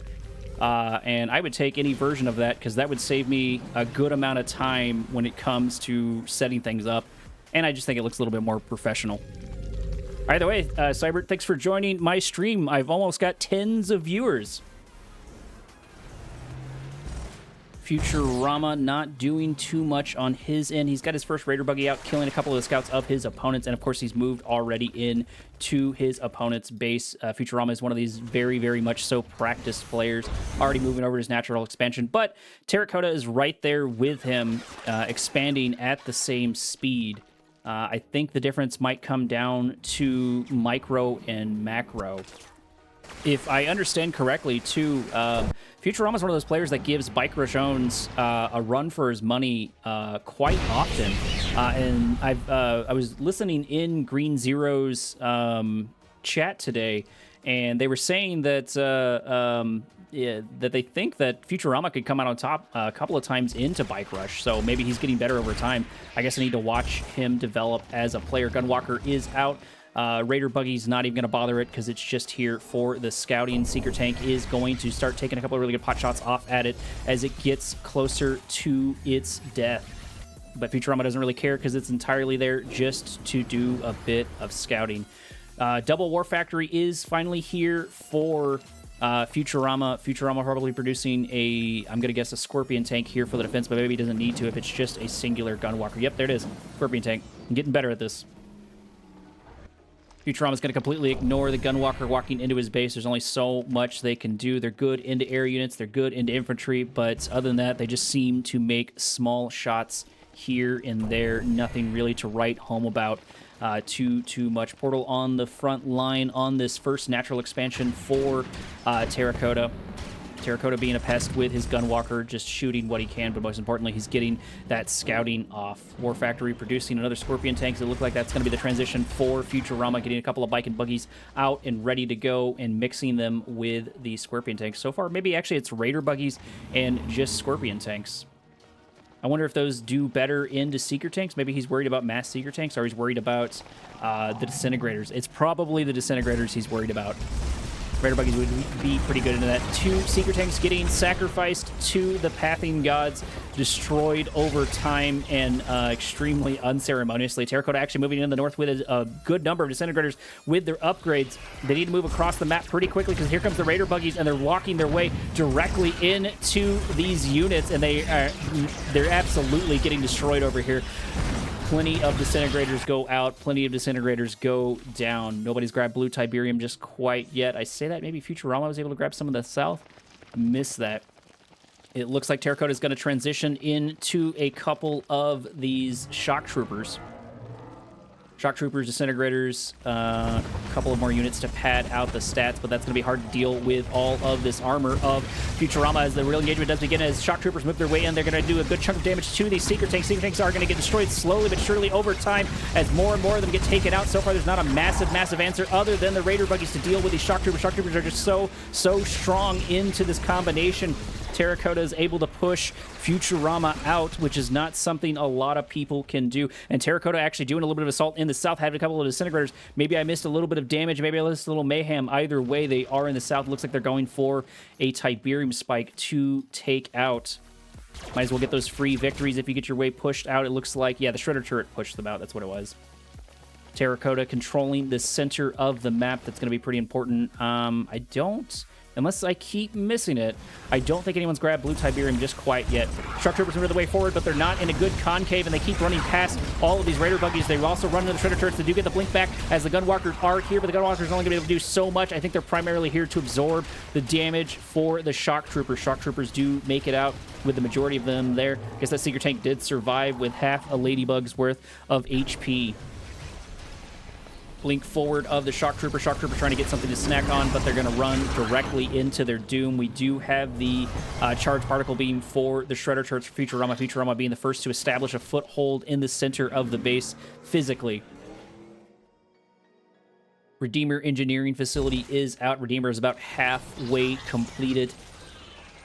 Terracotta needs to make his way forward. It looks like that's what he's waiting on. He's got a couple of Devastator warships that could make the difference. He's got to de-lodge Futurama quickly, because the longer and longer you leave a player like Futurama alone, the harder and harder he's going to be to deal with, especially if he's got a resource advantage. Devastator warship taking out the charge particle beams, the Shredder turrets of his opponent. That's going to be good. That's going to help lighten things up just ever so slightly. Do have our first Annihilator tripod out. It is going to see the scouts of his opponent's other Devastator warship is going to help with some of the assaults. T3 that I did miss at some point. 2 airfields out here. Haven't seen anything other than Devastator warships yet. Maybe that's just what he's going for. Redeemer is out, which means he's going to be able to get that Rage Field Generator in range. Futurama does have to walk around just a little bit for it. Shock Trooper's doing a good chunk of damage as a SAM turret pops its way down. Devastator warship taking a bit of damage. I think a shield popped on right just there at the end as the Devastator warship is at half HP. SAM turrets are just absolutely destroying these Devastator warships. Terracotta is just sort of sitting here taking it. Unfortunately, he needs to back those units out. Those are going to be critically important. If he's not careful, he may send a third one to its doom, as it does go down to half HP. I don't think Futurama was able to get that Rage Gen off in time. Rocket squads in the north. It looks like they did get a little bit of much needed revenge on the Tiberium spike of their opponent. Terracotta's got to be absolutely hurting for resources. He's all but out, and Futurama... I guess Futurama hasn't gathered the center just quite yet. He's been fighting Shock Troopers moving their way forward, get a couple good shots off on the beam cannons, but it's not going to be enough.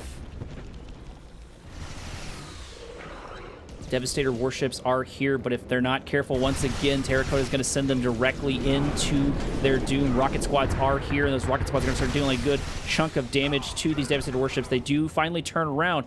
Maybe it's just in time, as one of them is just barely hanging in there. Futurama finally confident in his forces, moving his way to the center of the map.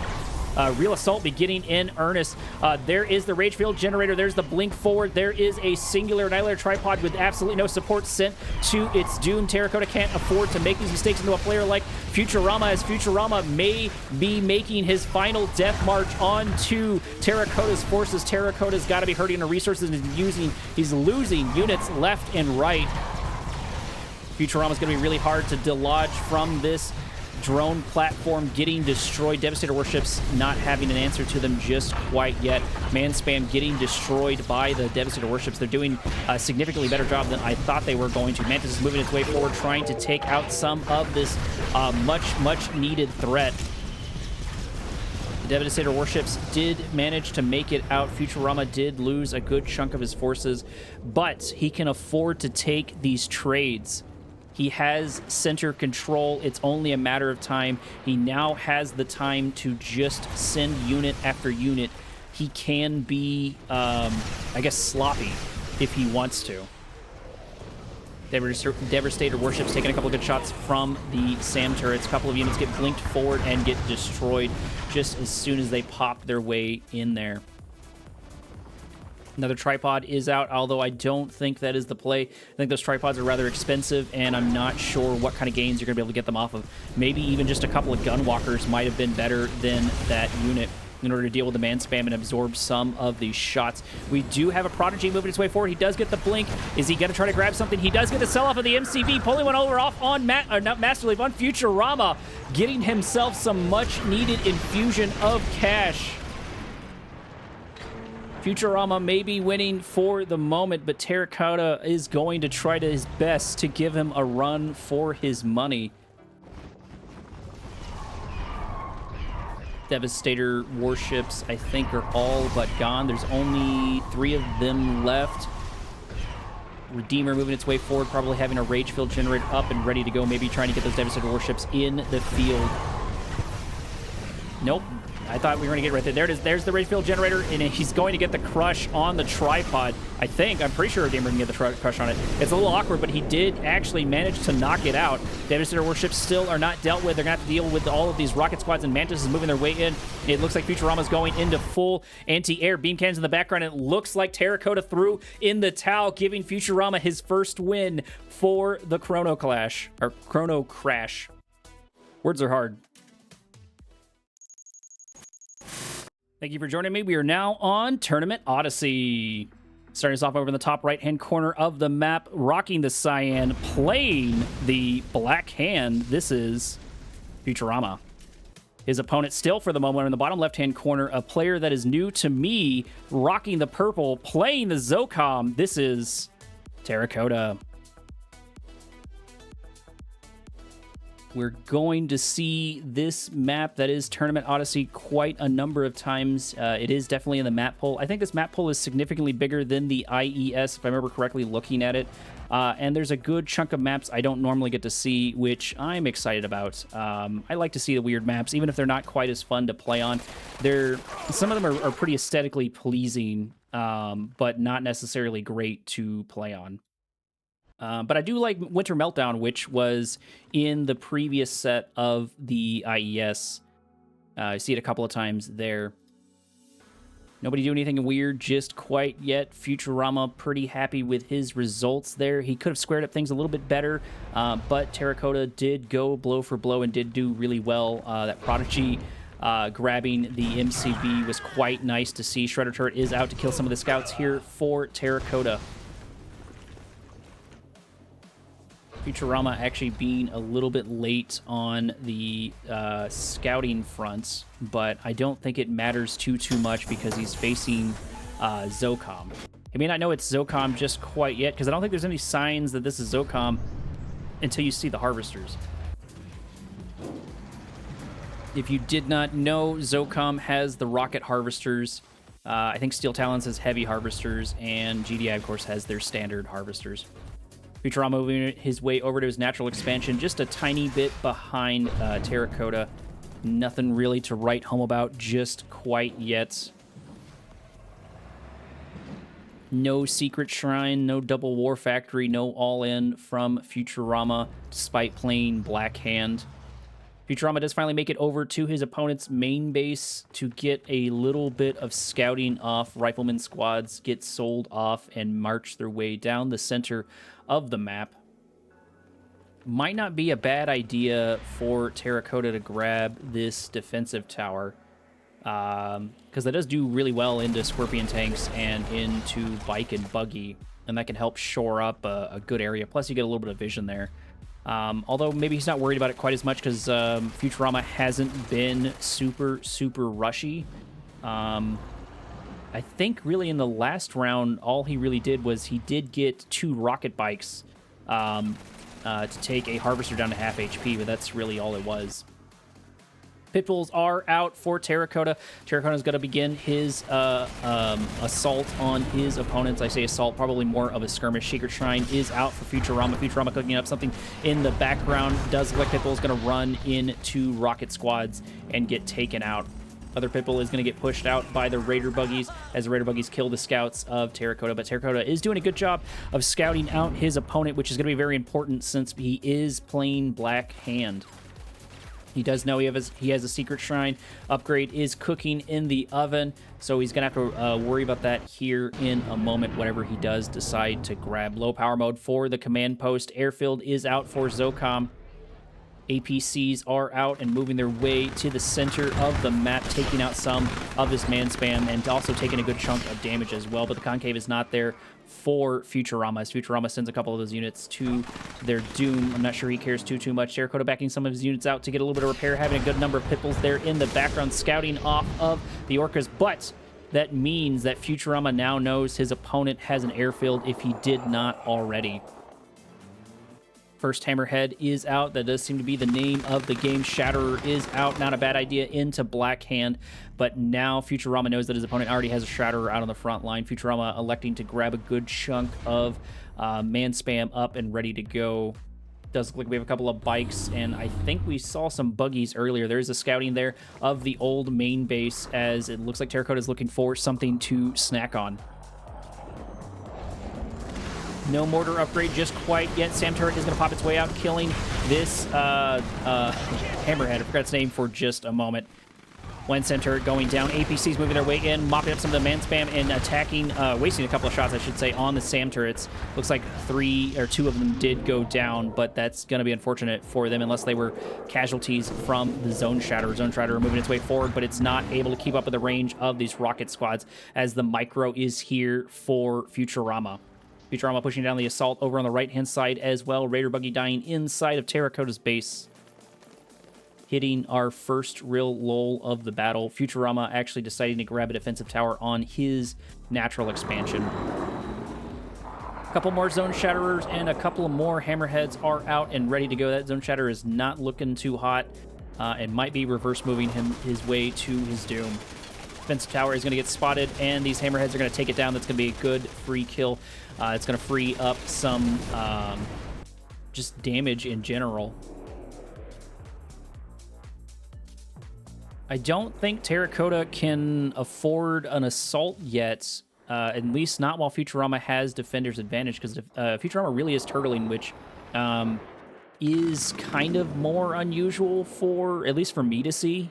He's usually a bit more aggressive, or at least slightly more aggressive than he is now. Actual assault is beginning down. Sam Turret's getting a couple of good shots off on those Hammerheads. Hammerheads are in danger. Sam Turret does go down. Another one does replace it in the background. Zone Shatterers here for the damage. Taking a couple of good shots off at this refinery, trying to take it out. If they can get it for free, that would be super great, but I don't think they want to prolong assault in this. I don't think they want to run into all these units. Scorpion tanks here for the defense as well. Sam Turret's popping their way out. Sam Turret's going down. Hammerhead's not able to find any purchases. They get destroyed as they just die left and right to these SAM turrets. Zone Shrouders, though, are going to be the real MVP of this show as they begin to make their way into Futurama's base. If Futurama's not careful, he's got to find some sort of transition in order to deal with these Zone Shatters. It's going to be quite something to have to deal with as more and more man spam begins to die to the APCs and the Zone Shatters of Terracotta. Terracotta is beginning to dwindle, forces that defender's advantage in full effect here for Futurama. Futurama using just a couple of units to finally come out on top.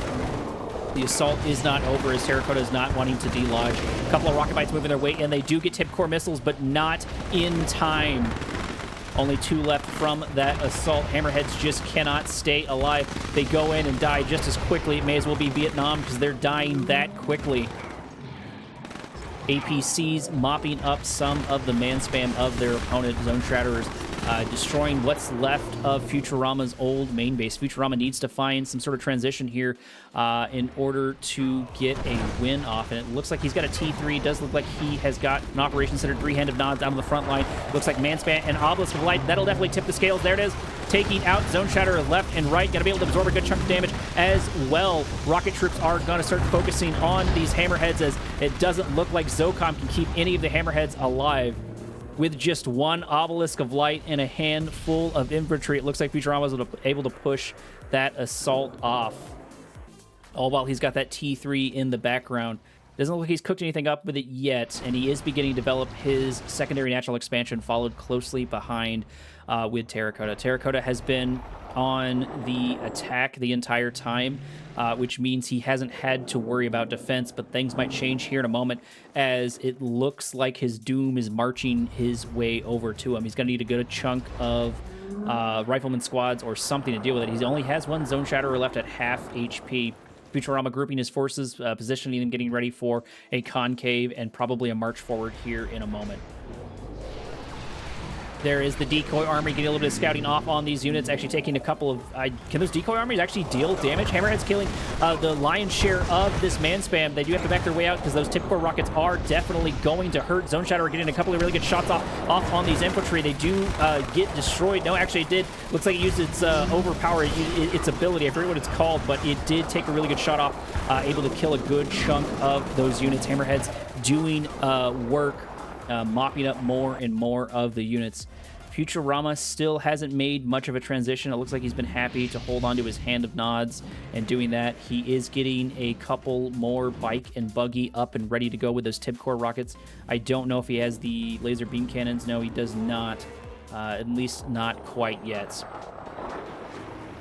As soon as Hammerheads go down, more and more begin to join the fray. It looks like Zone Shatterers and Hammerheads are going to be the name of the game for Terracotta. Does look like we get a Redeemer engineering facility here for Futurama, which means Futurama is producing that Redeemer, and it is pretty close to being done. I don't think Hammerheads can shoot Hammerheads, but they can kill the Zone Shatterers, that's for sure, when that Rage Gen goes off. I think you have to have a specific unit in them in order for them to hit air units, if I remember correctly.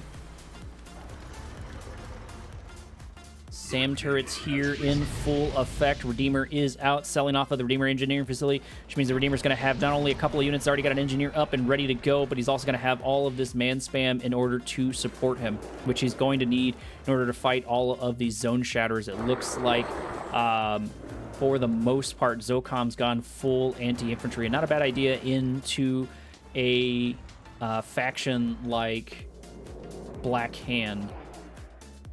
EMP Control Center getting absolutely ignored. Bike and buggy in the north. If Terracotta's not careful, he's going to lose a good chunk of his old main base and probably his secondary main base. A little bit of a two-pronged assault probably going to start here for Futurama.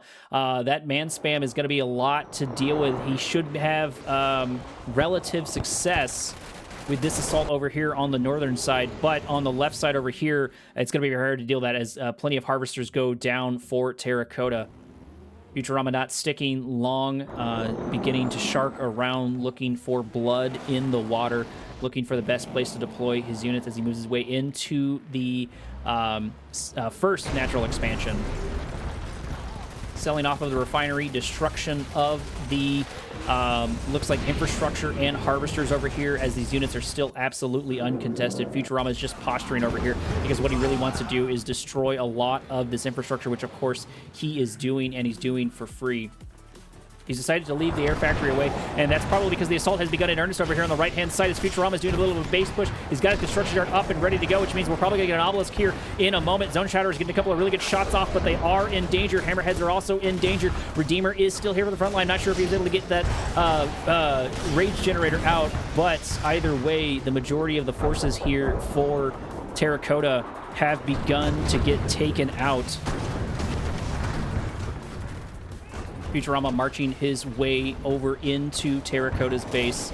All Terracotta really has for the defense is these hammerheads and a couple of their units. It would be nice to see a sonic emitter or something like that. Zone raiders are out. We do finally get a Marv, but I think it might be too little too late. Maybe get some zone raiders inside of it. Maybe get a couple of other units there. Do have a singular watchtower here for the defense, but I'm not sure it's going to matter. This is all but over for Terracotta. He's going to have a hard time dealing with this. He does have a Marv, but that infantry can begin to focus it down. Bike and buggies going for the throat, destroying the last little lifeline there for Terracotta, destroying those harvesters, and just absolutely is nothing is going to be able to stop them as they march their way through Terracotta's base, almost uncontested. Good one click there, but it's only going to help so much, as actually I take it back, a good chunk of those shots miss and don't manage to get a good hit here and there. We do finally get a sonic emitter out here on the front line, but I think it is too little too late. Just like the Marv, Futurama is here to stay, and Futurama is going to control his opponent's base. That's where the hammerheads went. They went over to the top left-hand corner, but it doesn't matter because it looks like Terracotta has thrown in the towel, giving another game to Futurama. Round 3 is on the way. Give me a second. So far, there hasn't been a lot of games in general in this. I know it's only the start of everything. But the games themselves seem to have gone on for a rather decent amount of time. Okay, got to switch the score. Futurama is now 2-0.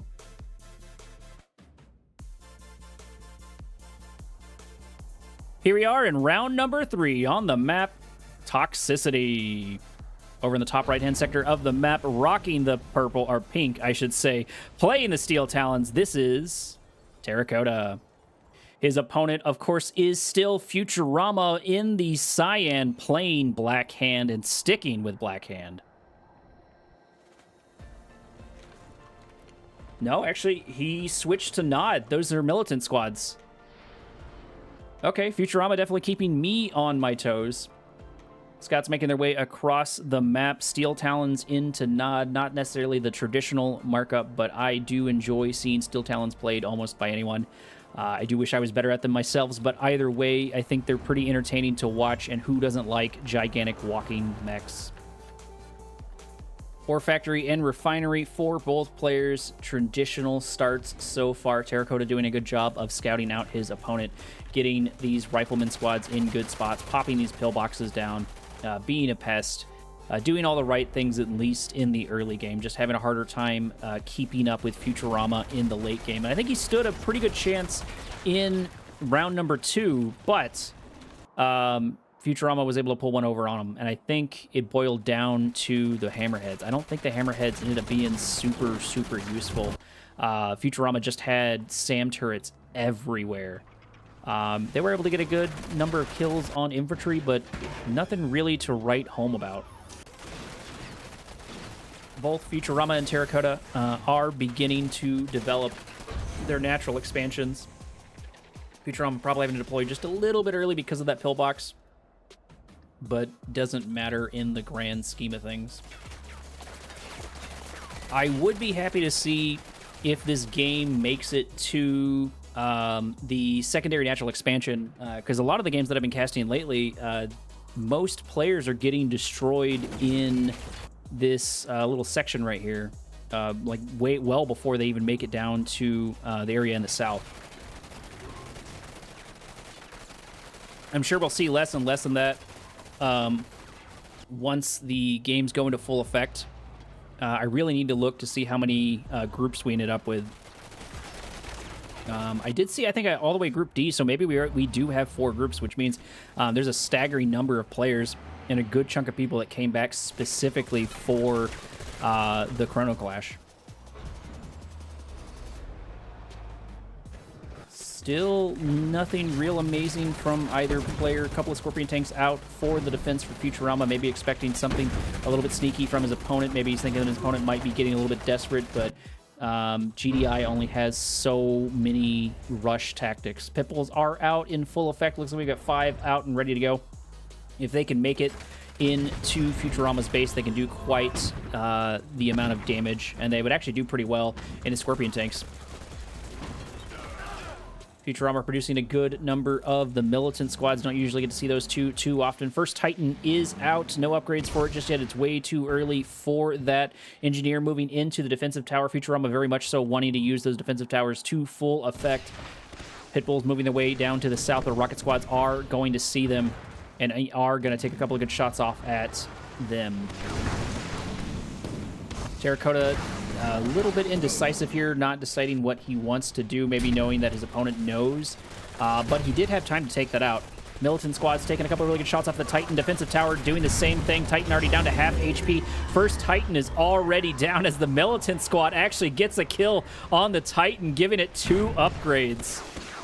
I doubt we're going to see a heroic Militant squad, but it would definitely be funny. In the IES, I did see Bike Rush get a heroic Buzzer squad. I feel like that's a little bit easier than getting these Militant squads upgraded. Plenty of Titans here, backed up by a good chunk of the Pitbulls. Black Hand squad's in kind of an unfortunate position, but I guess not too much can deal damage to them. I guess they can get crushed by the Titans, who are going to decide to ignore them. No Wolverines out just quite yet, so nothing really to deal with a good chunk of this infantry that he's going to be dealing with. Black Hand squad's just taking barely any damage from the Titans as both forces decide to ignore each other because it's a rock in a hard place kind of battle. One Titan getting sent to its doom, sort of auto-pathing its way, getting destroyed by the Scorpion tanks. Flame tank by Futurama actually making it into the north, but getting pushed out by Titans and Pitbulls. The defense is here for Terracotta. Can he keep it up? Titans into Scorpion tanks. Titans should come out on top of that, especially because they have the concave here, as Scorpion tank after Scorpion tank does go down, and Futurama's at least in danger in this small skirmish. One-click killing one of the refineries there over on Terracotta's base. Orca is out mopping up another one of those Scorpion tanks. Most importantly, the Blue Tiberium is under the control of Terracotta. He's got to be able to send a Harvester over to it at some point. Futurama happy to sit pretty in the north with his defensive tower. Couple more hammerheads out and ready to go. Looks like there's going to be 5 in total. One does get taken down by all those rocket squads. Does look like we get an early Obelisk of Light here, dealing a good chunk of damage to these units. Still no answer to the rocket squads. That's going to be something definitely to deal with. I guess he did have hammerheads up at one point, but I don't know why he keeps throwing hammerheads into the wall that is Futurama. It didn't work super well last time. Maybe he's hoping he can get some sort of advantage he didn't have the last time. Redeemer engineering facility out on the first natural expansion, sort of in between the main base, is developing that Redeemer. Flame tank actually making its way over there. Actually, Terracotta throwing in the towel extremely unceremoniously. I think that Flame tank got more than he wanted, or Terracotta got tilted and called the GG. Either way, at least for the time being, he is knocked out of this tournament. Futurama is going to progress to the next set of brackets. Thank you so much for joining me, Commander. That's all we have of the Chrono Clash. We only have, it looks like, 3 matches, which I've already gone through, and I think only one of them made it to number 4. I'm still working on sound, audio, and a couple other things, so if you've noticed anything in this cast that I can improve or do better, other than the score, there's only so much I can do by the scoreboard, please let me know. I'm always looking for criticism. Either way, thank you so much for joining me. This has been Korak. Transmission out.